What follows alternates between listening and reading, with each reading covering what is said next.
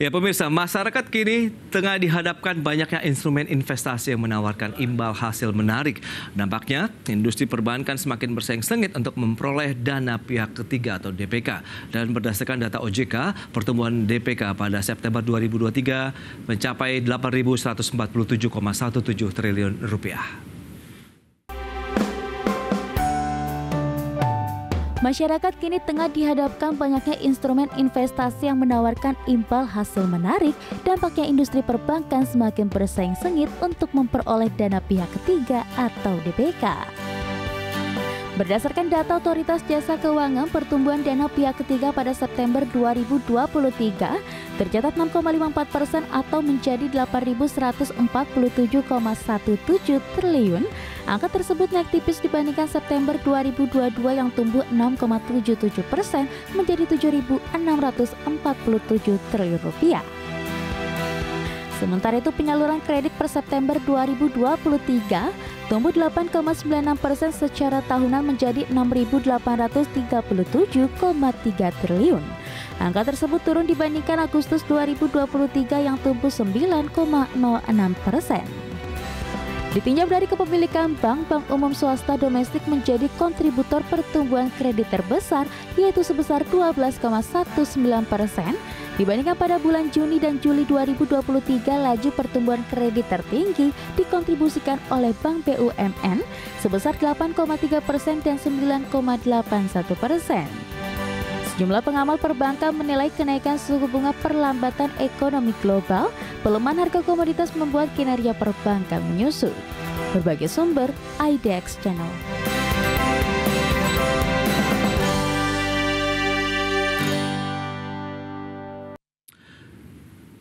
Ya, sejumlah tantangan masih menghantui perekonomian dan pasar keuangan Indonesia, dan tantangan tersebut bersumber dari luar, terutama Amerika Serikat dan perang Israel-Hamas. Ya, Ketua Dewan Komisioner Otoritas Jasa Keuangan Mahendra Siregar menyatakan Amerika Serikat masih tumbuh positif hingga kuartal 3 2023, sejalan dengan data tenaga kerja yang semakin menguat dan inflasi tinggi. Dengan demikian, potensi kenaikan suku bunga acuan Amerika masih tinggi. Persoalan berikutnya adalah tensi geopolitik yang semakin tinggi, di mana perang Israel dan Hamas meletus, menyusul perang Rusia dan Ukraina yang belum juga berakhir. Mahendra menyatakan sederet persoalan tersebut mendorong kaburnya asing dari dalam negeri, termasuk Indonesia. Derasnya capital outflow terjadi secara beruntun sejak Minggu ke-4 September. Tercatat investor asing di pasar keuangan domestik jual neto 7,77 triliun rupiah. Risiko geopolitik global semakin meningkat seiring dengan konflik di Gaza antara Israel dan Hamas yang berpotensi mengganggu perekonomian dunia secara signifikan, terutama jika terjadi eskalasi di Timur Tengah yang lebih luas. Di Eropa, kinerja ekonomi diprediksi masih mengalami stagflasi. Sementara itu di Tiongkok, pemulihan ekonomi masih belum sesuai harapan dan kinerja ekonomi yang masih di level pandemi, meningkatkan kekhawatiran bagi... Ya, pemirsa, untuk membahas tema menarik kita hari ini, DPK tumbuh melandai, persaingan perbankan semakin ketat. Kita sudah tersambung melalui Zoom bersama dengan Bapak Rian Kerianto, ekonom Institute of Social Economic and Digital. Selamat pagi, Pak Rian. Selamat pagi, Mas Pras. Salam sehat, Pak. Salam sehat. Baik, Pak, langsung saja nih diupdate terkait dengan kondisi perbankan dari kacamata iState ini seperti apa sih saat ini? Baik, Mas Pras. Ya. Kalau kita merefer atau merujuk kepada press release ya yang kemarin didistribusikan oleh Otoritas Jasa Keuangan. Oke. Saya amati kondisi sektor keuangan kita secara umum baik-baik saja. Ya, baik-baik saja. Nah, secara khusus untuk sektor perbankan juga masih on the track. Dalam artian on the track adalah baik di sisi loan atau kredit masih tumbuh cukup baik. 8,7% kalau nggak salah angkanya, year on year. Kemudian untuk funding growth atau dana pihak ketiga tumbuh kurang lebih ya 6,7% kurang lebih ya. Memang pertumbuhan TPK di bawah pertumbuhan kredit. Tetapi overall ini masih beriringan pertumbuhannya. Dalam arti tidak saling meng-offset. Nah, kemudian kalau kita cermati dari sisi tingkat kesehatan bank secara agregat, semuanya juga baik-baik saja, ya. Okay. Yang paling mencolok kalau kita cermati adalah Mas Pras itu dari sisi rasio kecukupan modal minimum atau capital adequacy ratio, yang kurang lebih angkanya sekitar 25%. Which is ini mengindikasikan bahwa tingkat risk taking capacity dari perbankan kita secara industri sangat bagus, sangat kuat. Nah, terakhir adalah kita soroti bottom line daripada perbankan kita secara umum juga semuanya hampir membukukan net profit, ya. Ada yang di 9 bulan pertama tahun ini sudah merilis hasil kinerjanya dan semuanya growth dengan bagus. Baik. Saya kira ini good news untuk sektor keuangan kita, spesifik adalah untuk sektor perbankan kita. Nah, dengan adanya kenaikan suku bunga acuan, kemudian masyarakat kan juga kan, ya kita tahulah perbankan juga menawarkan lagi program-program investasi yang menarik dengan imbal hasil juga yang oke. Menurut Anda bagaimana tingkat persaingan perbankan sendiri saat ini, terutama tadi kalau kita bicara mengenai dana pihak ketiganya begitu, apakah cukup ketat begitu menarik minat masyarakat saat ini? Berbagai produk instrumen ya yang disediakan oleh perbankan, termasuk yang sekarang sedang trendy adalah produk-produk yang sifatnya hybrid. Ya, artinya tidak melulu hanya basically produk perbankan, tapi juga di-combine dengan produk-produk lainnya. Sehingga ini memberikan attractiveness kepada konsumen kita. Cuman kebanyakan untuk produk-produk hybrid itu memang pasarnya itu adalah konsumen-konsumen dengan tingkat literasi instrumen keuangan yang tinggi. Artinya dia didesain tidak untuk pangsa pasar yang katakanlah kelas B atau kelas C, tapi betul-betul untuk kelas A, yaitu betul-betul yang high end customer istilahnya. Kemudian kalau kita lihat dari tingkat rivalitas, kita memiliki beberapa stratifikasi atau segmentasi perbankan kita. Dulu kita mengenal ini Mas Pras, ada bank buku 1 sampai bank buku 4. Nah, di antara segmentasi perbankan ini sesungguhnya mereka bersaing tidak antar segmen, ya, bukan hanya antar segmen maksud saya, tetapi juga di segmen-segmen itu sendiri juga terjadi persaingan yang ketat. Apalagi kita tahu piramida daripada struktur industri perbankan kita, yaitu mayoritas Big Ten banks-nya adalah dominasinya itu kurang lebih hampir 60% ya dari total, apakah itu total aset, total loan maupun total funding. Kemudian the rest-nya itu dikuasai oleh puluhan perbankan yang betul-betul sangat sangat ketat persaingannya. Nah, disinilah mereka berlumba-lumba bagaimana menarik konsumen baik untuk penghimpunan dana maupun untuk penyaluran kreditnya. Tentunya ini juga perlu jurus atau strategi yang betul-betul match dengan pangsa pasar mereka masing-masing. Karena mereka secara segmentasi sebetulnya punya market share sendiri-sendiri, Mas Pras. Baik, tapi dari sisi likuiditasnya bank baik yang tadi, bank buku 1, 2, 3, 4 sendiri saat ini bagaimana? Kalau Anda katakan tadi CAR-nya juga masih cukup baik-baik saja. Disitulah menariknya untuk saat ini kita bisa lihat bahwa penawaran produk simpanan terutama itu ya secara komposisi relatif tidak berubah. Kita bisa lihat secara industri ya current account dan saving account itu masih dominan ya. Di situ ada tabungan sama giro. Kemudian the rest-nya sekitar 40%-an itu adalah time deposit atau deposito berjangka. Ini bergerak dari tahun ke tahun relatif tidak berubah. Nah, di sini yang perlu dimainkan oleh teman-teman perbankan adalah bagaimana komposisi daripada dana murah, yaitu current account sama saving account itu bisa di-maintain melampaui atau melebihi porsi daripada time deposit. Yang kita tahu time deposit itu nature-nya, karakternya adalah memberikan imbal hasil atau suku bunga yang relatif lebih tinggi dibanding produk-produk current account dan saving account itu tadi, Mas. Oke. Nah, lantas apa yang kira-kira menurut Anda nih, Pak Rian, menjadi penyebab akhirnya DPK ini pertumbuhannya agak sedikit melambat kalau kita catat begitu ya. Dan pihak ketiga di bulan September 2023 ini tercatat 6,54% pertumbuhannya secara tahunan. Dan kalau kita lihat naiknya tipis saja dibandingkan dengan bulan sebelumnya atau Agustus tumbuhnya 6,4%. Nah, Pak Rian, Anda melihat bagaimana? Dari helikopter view lah, menurut Pak Rian ini apa sih yang menjadi faktor penyebabnya? Saya juga mengamati ya Mas Pas, beberapa tahun terakhir ini rally daripada pertumbuhan kredit itu selalu di atas pertumbuhan DPK atau dana pihak ketiga.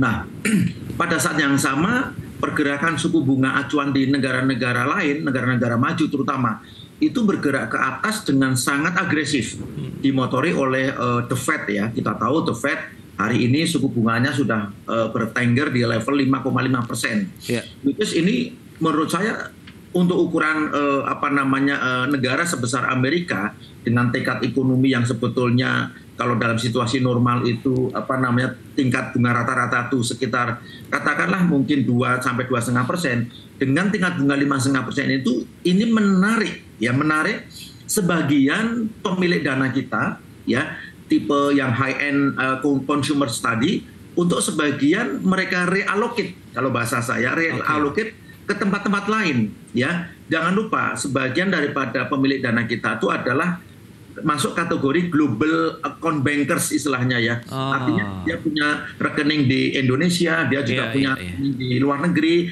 di Singapura, di Hong Kong dan sebagainya. Sehingga betul-betul mereka menjadi global consumer gitu.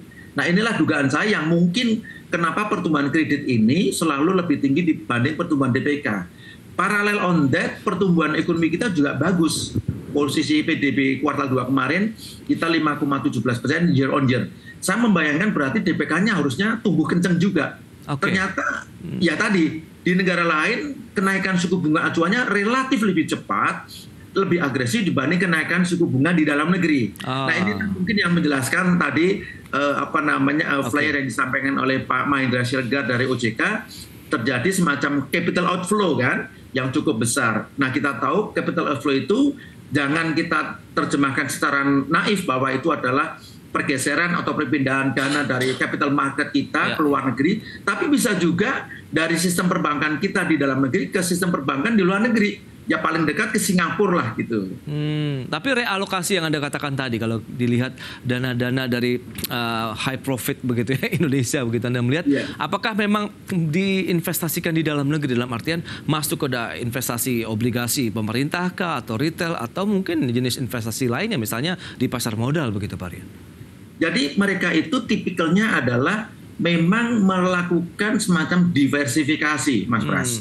Mereka sebagian punya portofolio ya di financial market kita, ada yang di equity atau stock, ada juga yang di bond atau obligasi di dalam negeri. Tapi juga jangan lupa mereka itu adalah orang-orang yang memang orientasi investasinya itu adalah long term. Jadi mereka juga diversify ke tempat-tempat lain, misalnya di Singapura yang paling dekat, atau mungkin di Hong Kong, bahkan mungkin di KL atau di Kuala Lumpur. Itulah watak atau karakter dari sebagian investor kita yang memang masuk kategori kelas A istilah saya gitu. Sehingga mereka istilahnya dalam berinvestasi itu betul-betul istilahnya itu stateless ya, tidak mengenal kewarganegaraan kan gitu. Dia sebar, dia diversifikasi, dia spreading ya beberapa instrumennya ya dalam rangka tadi memenuhi kaidah bahwa jangan taruh telur di dalam satu basket, tapi sebaliknya telur itu kita harus kembang biakkan dengan baik di tempat-tempat di mana potensial memberikan yield atau return yang baik.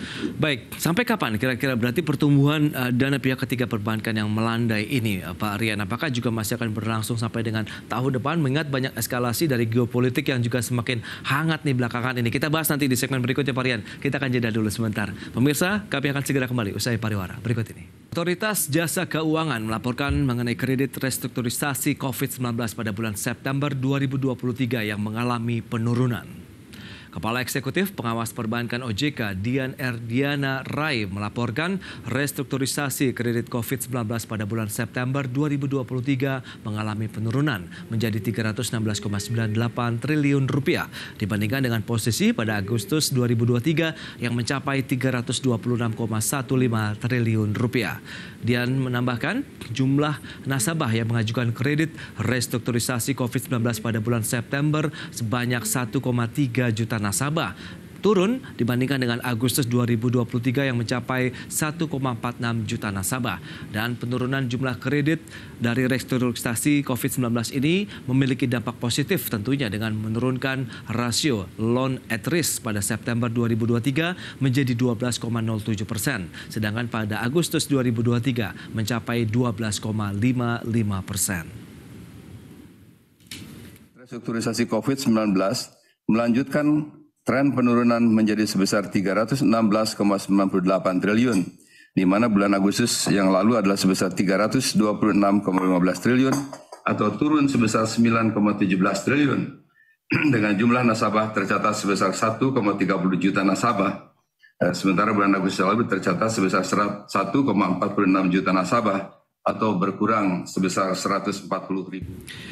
Baik pemirsa, kita lanjutkan kembali perbincangan menarik ini bersama dengan Pak Rian Krianto, Ekonom Institute of Social Economic and Digital. Pak Rian, kita akan lanjutkan kembali. Tadi sudah disampaikan menarik nih kalau kita lihat dengan OJK sendiri melaporkan restrukturasi dari COVID-19 untuk kredit begitu sudah mulai mengalami penurunan. Anda melihat bagaimana potensinya? Apakah ini menunjukkan hal yang positif atau Anda melihat ada tantangan lain?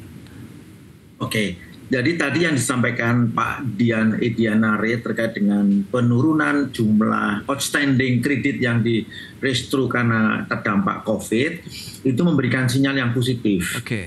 Saya tahu waktu pertama kali kebijakan ini dirilis ya menggunakan POJK nomor 48 ya waktu itu total pinjaman atau kredit yang direstru itu kurang lebih mendekati angka 1.000 triliun, 990 triliun sekian. Okay. Nah, kalau sekarang posisinya ada di kurang lebih 300-an triliun, berarti perkembangannya mengembirakan.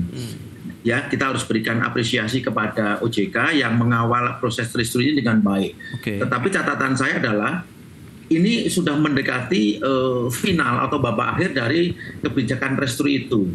Maka menjelang bulan Maret tahun depan bahwa kebijakan ini akan tidak diberlakukan lagi atau mungkin tidak berlaku lagi. Yeah. Ada waktu kurang lebih 5 bulan efektif untuk teman-teman perbankan menyelesaikan program restrunya ini dengan sebaik-baiknya.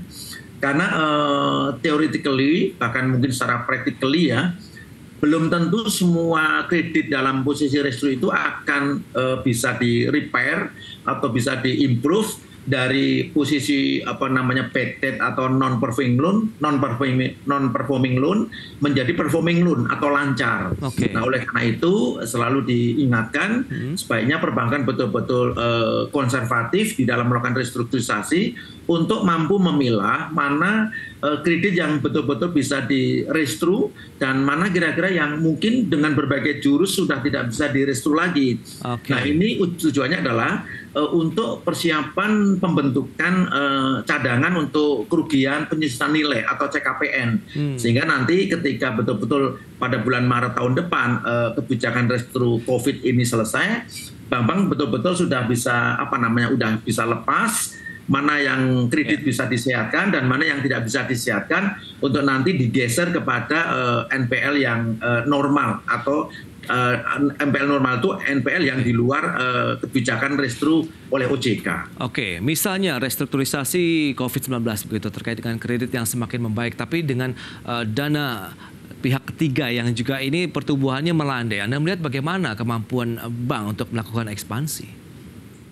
Nah, kalau dari sisi ruang untuk ekspansi perbankan, kalau kita lihat dari secara industri ya, posisi loan to deposit ratio yang kurang lebih angkanya belum sekitar 80%-an seingat saya. Artinya space atau ruang bagi perbankan kita untuk ekspansi itu masih cukup, cukup. Lebih dari cukup menurut saya. Karena apa tadi? Bukan saja karnya yang bagus, yang kuat 25%, tapi juga posisi likuiditas kita bisa lihat dari alat likuid ya, itu betul-betul ample atau sangat longgar. Sehingga tidak dari sisi supplier supplier itu adalah perbankan untuk melakukan ekspansi itu sangat terbuka luas. Nah, sekarang mungkin isunya Mas Pras ada di sisi demand. Bagaimana masyarakat, publik, khususnya pelaku usaha memanfaatkan fasilitas yang sebetulnya disediakan oleh perbankan kita dengan sangat baik, apalagi suku bunganya juga sepemantauan saya masih ajak, tidak bergeser ke atas atau naik. Jadi saya kira ini ruang-ruang yang bisa dimanfaatkan dengan baik oleh kalangan pelaku usaha.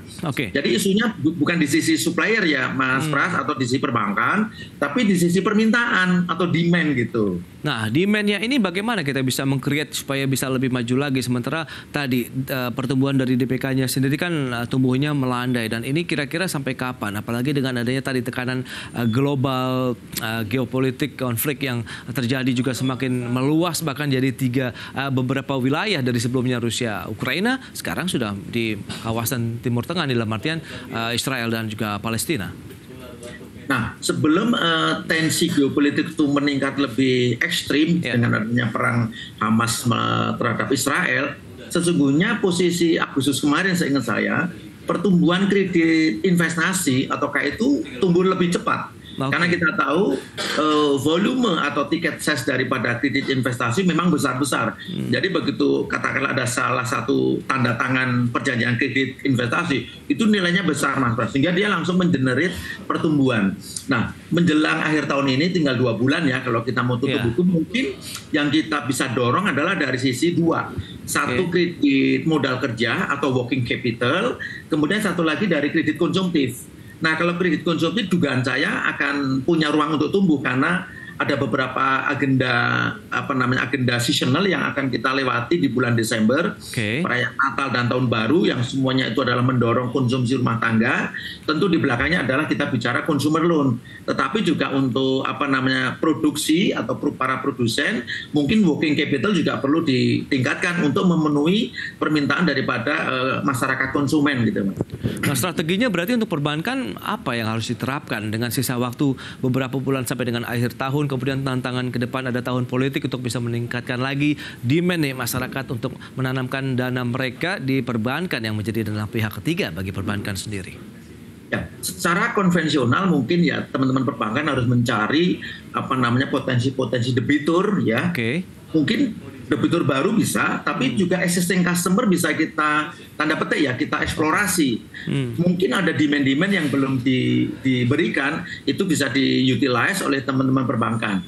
Pendekatan ketiga adalah mungkin menggunakan approach yang namanya supply chain financing, ya, yaitu pembiayaan berdasar ekosistem, di mana perbankan ya membiayai sebuah perusahaan besar, di mana perusahaan besar itu punya konektivitas atau punya kolegial dengan vendor-vendornya atau supplier-suppliernya atau dengan rekanan-rekanan kerjanya. Nah, inilah yang kita kenal dengan istilah supply chain financing. Saya kira kalau approach-nya seperti ini ibaratnya satu kali tepuk mungkin 2-3 sasaran bisa kita capai Mas Pras. Dengan pendekatan tadi ya, supply chain financing namanya. Baik, optimisme Anda melihat bagaimana proyeksi juga nih sekalian Pak Rian untuk sektor perbankan, dana pihak ketiga, tantangan dari penyaluran kredit sendiri sampai dengan tahun depan lah paling tidak? Historically Mas Pras, itu menjelang akhir tahun itu lonjakan daripada funding maupun pertumbuhan kredit itu biasanya kencang. Karena tadi ada kebutuhan-kebutuhan yang sifatnya situasional harus dicapai gitu loh. Tapi lebih penting dari itu, pesan saya adalah kendati teman-teman perbankan harus mencapai target yang sudah ditetapkan, tetapi pesan saya dalam konteks penyaluran pinjaman harus dengan pendekatan yang extra prudent. Ini saya perlu garis bawahi karena mohon izin, outlook kita tahun depan mungkin ya tidak secerah yang kita bayangkan sebelumnya. Tadi Pak Mahendra Siregar sudah dengan bagus menyampaikan bahwa kondisi di luar sana sedang tidak baik-baik saja. Nah, jangan sampai kondisi di luar yang sedang tidak baik-baik saja itu tertransmisi ke ekonomi Indonesia tahun depan. Apalagi kita juga ada perhelatan pesta demokrasi yang tentu harapannya adalah semuanya berjalan dengan baik, dengan tertib, sesuai dengan governansinya, sehingga memberikan rasa nyaman, rasa sejuk, secure kepada pelaku usaha. Nah, mungkin ini bisa dijadikan sebagai momentum untuk kita melanjutkan pertumbuhan ekonomi, ya minimal batas bawah 5% itu bisa kita capai, Mas.